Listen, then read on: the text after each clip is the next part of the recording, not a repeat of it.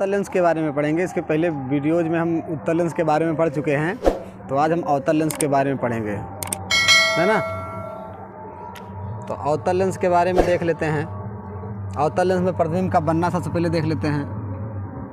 अवतल लेंस में प्रतिबिंब का बनना, अवतल लेंस में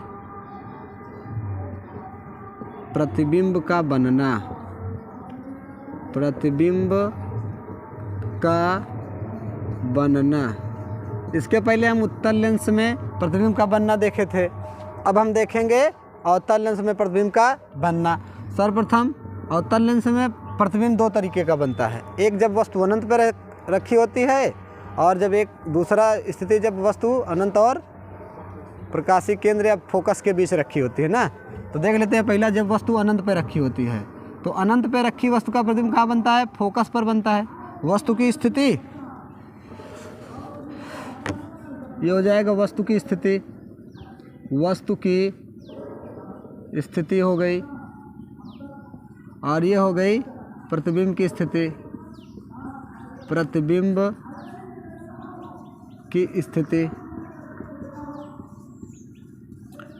अगर वस्तु अनंत पे रखी है तो उसका प्रतिबिंब कहाँ बनेगा? फोकस पे। तो इसका हम किरण आरेख देख लेते हैं। ये अवतल लेंस है। अवतल लेंस किसे कहते हैं? जो किनारों पर मोटा तथा बीच में पतला होता है, क्या कहलाता है? अवतल लेंस। ये कोई वस्तु यहाँ पे कोई अनंत पे कोई वस्तु रखी है, तो यहाँ से चलने वाली प्रकाश किरणें, मुख्य अक्ष ये है, मुख्य अक्ष। तो अवतल लेंस क्या होता है? मुख्य अक्ष के समांतर चलने वाली प्रकाश किरणों को फैलाता है ना। मुख्य अक्ष के समांतर चलने वाली प्रकाश किरणों को ये क्या किया? फैला दिया ये। तो अब हम इसको क्या करेंगे? पीछे मिलाएंगे। ये फोकस हो गया। अब देखो बिंदु के आकार का जो है वस्तु बन रहा है ना। तो कहने का क्या मतलब है? जब कोई वस्तु अनंत पे रखी होती है तो उसका प्रतिबिंब कहाँ बनता है? फोकस पर। और ये क्या बनेगा? बिंदु के आकार का। कैसा बनेगा? बिंदु आकार का, अब इसमें पता नहीं उल्टा बनेगा सीधा बनेगा, तो सीधा ही बनेगा। अगर दर्पण की ओर बने, लेंस की ओर ही बन रहा है तो सीधा लेंस की ओर सीधा बनेगा। लेंस की ओर क्या? लेंस तो वही। तो ये हो गया सीधा, बिंदु आकार का सीधा। अब हम देख लेते हैं वस्तु की स्थिति। जब वस्तु अनंत और सी के बीच कहीं रखी हो, सी का मतलब प्रकाशिक केंद्र, तो इसका प्रतिबिंब कहाँ बनता है? 2F और F के बीच में बनता है। 2F और F के बीच में ये वस्तु की स्थिति हो गई, और ये प्रतिबिंब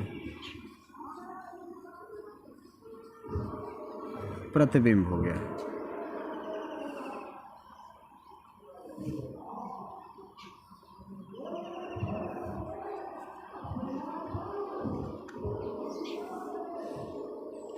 तो ये कोई वस्तु रखी है,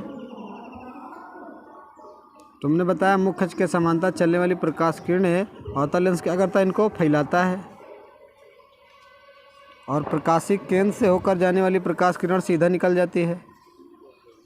तो इसको हम क्या करेंगे? पीछे मिलाएंगे, और ये प्रतिबिंब बना। ये वस्तु ए बी, ये प्रतिबिंब ए डैश बी डैश, ये हो गया एफ, ये हो गया सी, ये मुख्य अक्ष है।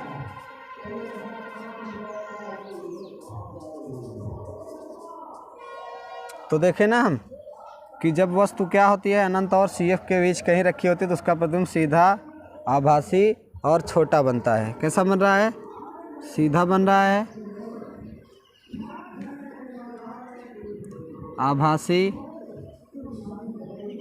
आभासी और वस्तु से छोटा।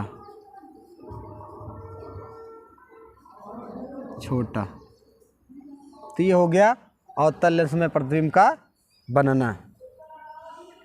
अब हम इसकी क्षमता देख लेते हैं, है ना। रेखीय आवर्धन क्या होता है, रेखीय आवर्धन निकाल लेते हैं इसका पहले।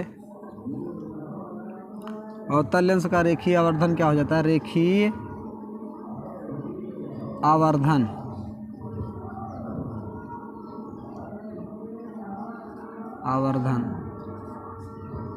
यम।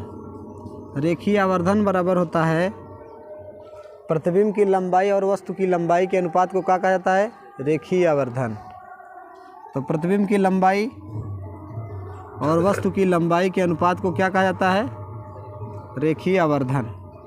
आइए पानो, तो हो गया रेखीय आवर्धन।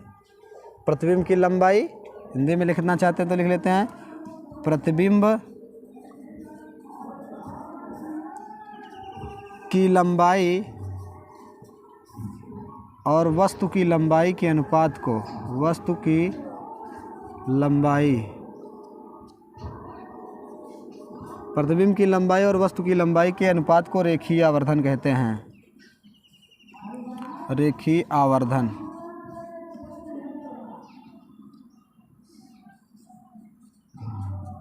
ये हो गया रेखीय आवर्धन की परिभाषा कि प्रतिबिंब की लंबाई और वस्तु की लंबाई के अनुपात को रेखीय आवर्धन कहा जाता है।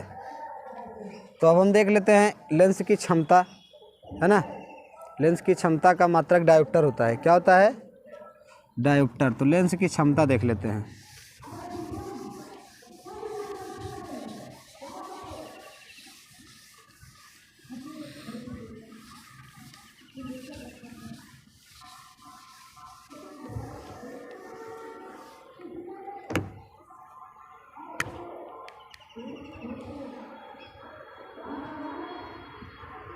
लेंस की क्षमता,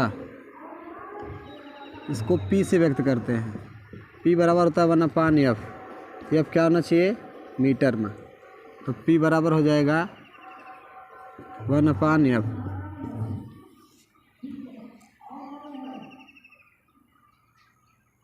है ना। अब देखो, जब फोकस दूरी मीटर में होती है तो P बराबर 1/F हो जाता है। लेंस की क्षमता का मात्रक होता है का डायोप्टर। इसका मात्रक क्या हो जाएगा, डायोप्टर।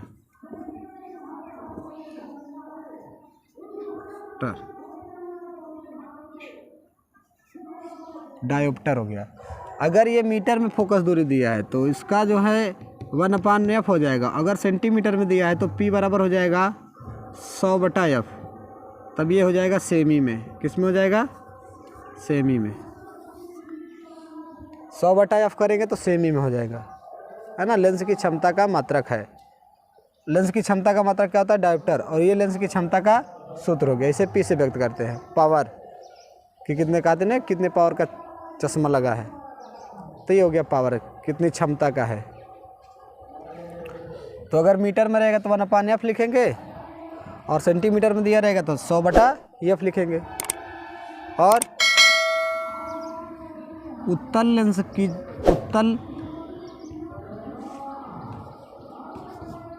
उत्तल लेंस की क्षमता धनात्मक होती है। उत्तल लेंस की क्षमता धनात्मक होती है।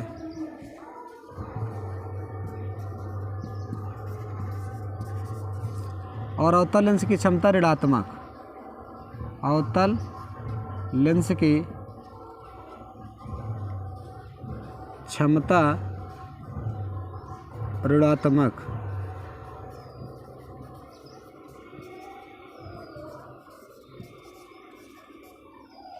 और अवतल लेंस की क्षमता क्या होती है, ऋणात्मक। आपसे क्वेश्चन पूछ सकता है कि बताओ कि किसी लेंस की जो है क्षमता धनात्मक है, मतलब एक डायोप्टर है, तो बताओ कैसा लेंस होगा। तो आपको क्या बताना पड़ेगा, उत्तल लेंस है। और किसी की कहेगा कि किसी लेंस की क्षमता जो है -1 है, तो क्या बताओगे, अवतल लेंस होगा। तो इसमें यही है, उत्तल अगर धनात्मक पूछा है तो उत्तल लेंस है, और ऋणात्मक पूछा तो अवतल लेंस है ना। तो ये हो गया लेंस की क्षमता, धनात्मक कौन सी होती है और ऋणात्मक कौन होती है। फिर हम देख लेते हैं इसका जो है मान लीजिए आपको दे दिया प्रैक्टिकल के रूप में, जो स्कूलों में प्रैक्टिकल करवाया जाता है कि आप बताओ भैया कि ये कौन सा लेंस है ना, हाथ में दे दिया और कह दिए कि आँख बंद करके बताओ कैसा लेंस है। तो हम क्या करेंगे, उस लेंस को, जो लेंस देंगे वो उस लेंस को, जैसे कोई लेंस ऐसे दे दिए हैं, इसको हम क्या करेंगे, स्पर्श करेंगे। तो स्पर्श करेंगे तो क्या होता है कि अगर वो किनारों पर मोटा, कहाँ, अगर स्पर्श कर रहे हैं किनारों पर मोटा, लेंस ऐसे रहेगा तो किनारों पर अगर स्पर्श करें तो किनारों पर मोटा है तो क्या हो जाएगा, अवतल लेंस। ये स्पर्श करके, है ना, कैसा, स्पर्श करके बताने का है। अगर हम क्या किए, इसको स्पर्श कर रहे हैं, किनारों पर मोटा है, बीच में पतला है, तो क्या हो गया, अवतल लेंस। और यदि क्या हो जाएगा, यदि किनारों पर पतला और बीच में मोटा हो गया ये, तो ये क्या हो जाएगा, उत्तल लेंस। अगर इसको हम स्पर्श करेंगे तो क्या हो जाएगा, किनारों पर पतला और बीच में मोटा, तो ये क्या कहलाएगा, उत्तल लेंस हो जाएगा। यह आपसे इसके अनुसार पूछ सकता है, बताया आपको हम, तो ये हो जाएगा क्या, उत्तल लेंस। और आपसे जो है अवतल लेंस, उत्तल लेंस इस तरीके से पूछ सकता है, या आपको दे देंगे, कहेंगे देख कर बताइए उत्तल लेंस है कि अवतल लेंस है। तो देख कर कैसे बताएंगे हम, देख कर कैसे बताते हैं, देख लेते हैं। देख कर क्या बात है, देखने का ही मतलब है हम क्या करेंगे, उससे किसी वस्तु को देखेंगे, जो लेंस देंगे उससे क्या देखेंगे, किसी वस्तु को। तो हम उस लेंस को आगे पीछे करेंगे, क्या करेंगे, आगे पीछे करेंगे उस लेंस को। तो अगर देखेंगे प्रतिबिंब क्या है, हर जगह मतलब एक ही जैसा बन रहा है, छोटा बन रहा है, वस्तु से छोटा ही बन रहा है, तो क्या है वो, अवतल लेंस है। क्या हो जाएगा वो, अवतल लेंस। ऐसे आपको दिया रहेगा और ये हो जाएगा अवतल लेंस। वस्तु जब छोटी बनती, प्रतिबिंब जब छोटा बनता है, प्रतिबिंब छोटा बनने पर, जब प्रतिबिंब छोटा बनता है तो क्या हो जाएगा भाई, अवतल लेंस है, और सीधा बनेगा, आभासी बनेगा। और आगे पीछे देखने पर ये हो रहा है कि प्रतिबिंब की स्थिति चेंज हो रही है ना, प्रतिबिंब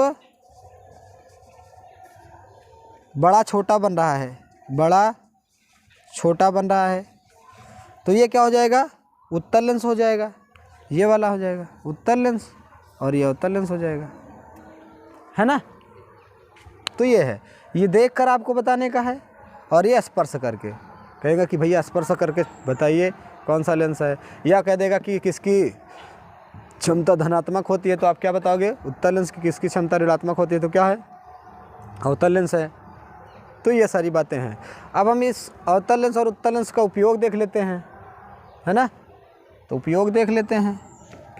ये तो आपका जो है चेक करने का हो गया कि उत्तल लेंस है कि अवतल लेंस है। तो अब हम क्या करेंगे, आपको बताएंगे इसका उपयोग।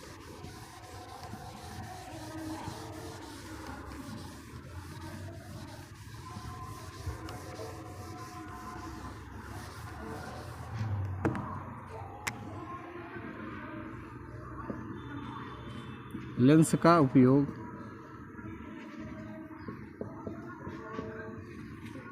है ना।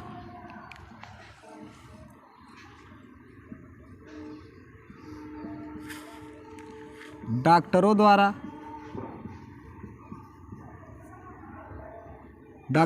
आँख, कान, नाक आदि जगह जो है बीमारियां जब हो जाती हैं तो जाओगे तब डॉक्टर के पास, तो क्या करते हैं डॉक्टर, कान में चेक करता है ना, उसमें लाइट डाल के, लाइट प्रकाश डालता है, प्रकाश डाल के देखता है कि कहाँ क्या हुआ है। तो वही डॉक्टरों द्वारा आँख, कान, नाक इत्यादि के इलाज में देखा जाता है। तो ये क्या करता है, इसका उपयोग किया जाता है। जैसे दृष्टि दोष हो जाता है लोगों को, क्या हो जाता है, दृष्टि दोष हो जाता है, तो दृष्टि दोष को दूर करने में किया जाता है ना। भाई किसी का जो है दूरदृष्टि दोष हो जाता है किसी का निकट। दूरदृष्टि दोष हो गया तो उत्तल लेंस लगा दिए, निकट दृष्टि दोष हो गया तो अवतल लेंस लगा दिए। और दूरदृष्टि दोष और निकट दृष्टि दोष हम जब आँख पढ़ेंगे तो आँख के बारे में जब पढ़ेंगे तो उसमें जो है दूरदृष्टि दोष और निकट दृष्टि दोष पूरा उसमें पढ़ाया जाएगा, निवारण कारण, है ना। तो दृष्टि दोष में इसका उपयोग किया जाता है। अगला सूक्ष्मदर्शी, दूरदर्शी आदि बनाने में,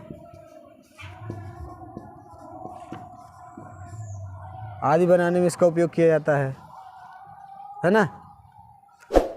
और जो है उत्तल